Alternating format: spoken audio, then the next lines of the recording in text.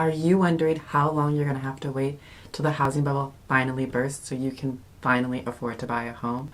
Well, it is inevitable that home prices will decrease. However, the drop in home prices is likely to be a modest one. Housing economists and analysts are predicting the percentage at which home prices will decrease will only be in the single digits now through the year 2023. Real estate and economy experts don't expect the housing prices to plummet like they did during the Great Recession, when home prices dropped from 30% to 50%, depending on the neighborhood.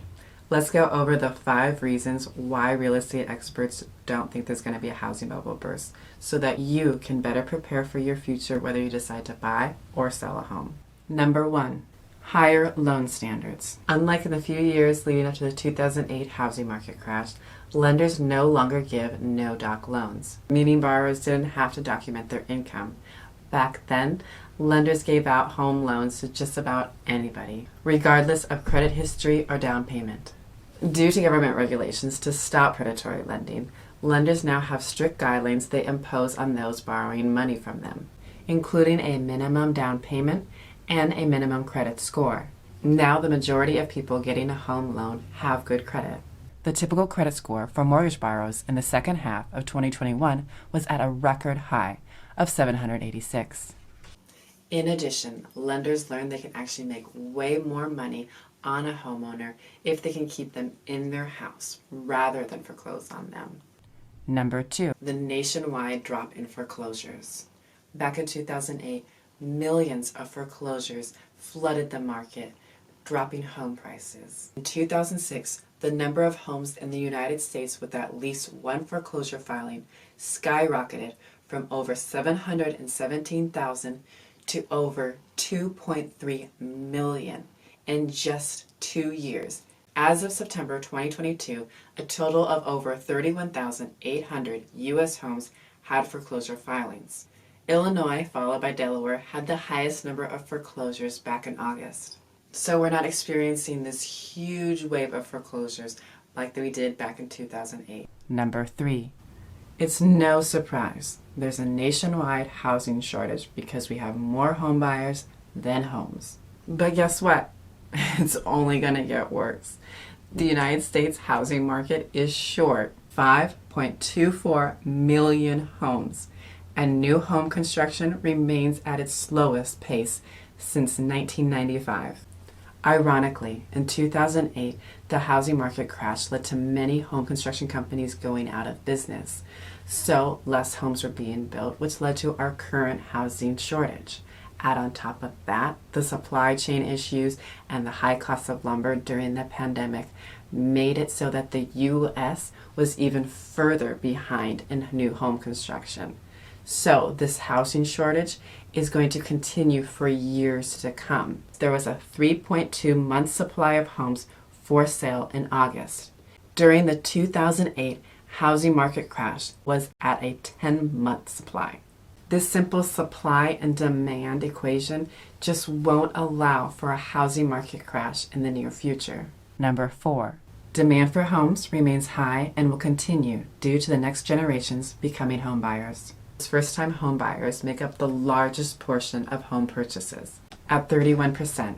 Plus, most first-time home buyers are younger than 40. Right now, millennials' age range is 26 to 41, born from 1981 to 1996. Pretty soon, the first of Gen Z will be turning 30 and more financially ready to buy a home than millennials were at their age.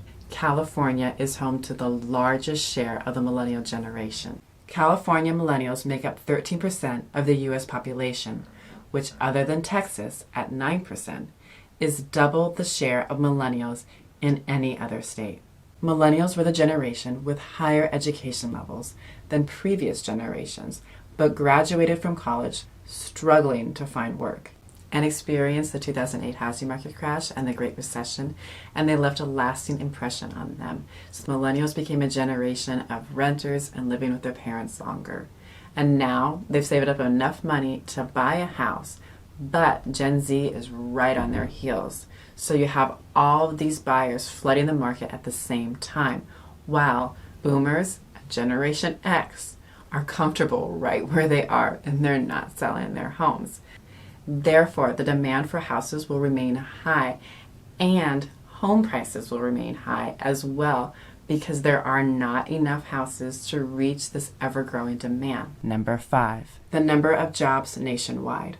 According to the Bureau of Labor Statistics, the latest U.S. unemployment rate is really low at 3.7%, especially when you compare it to the pandemic numbers, and even more promising when you compare it to the housing market crash of 2008.